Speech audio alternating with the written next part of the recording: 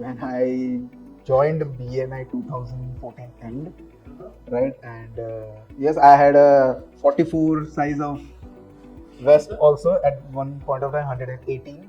So when I joined BNI, it was 101.99 around. I was juggling around the weight, and then I joined BNI, and I have seen many people coming with like blazers and formals, and so I don't had any formals.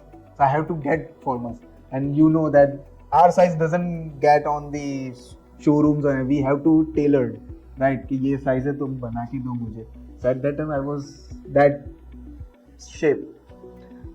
BNI has given me that future perception, you can say, a motivation to become myself, to make sure that first impression is your last impression, if you know that, right?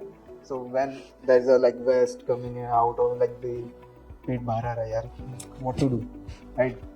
That thing, correct. That thing. That I saw the three members who are, one is Ranji player Vivek Parikh, and the another Karan Wakara is a state cricketer, right? And Abhay was very thin at that point of time. So I was like, okay, so now I have to work on myself, right?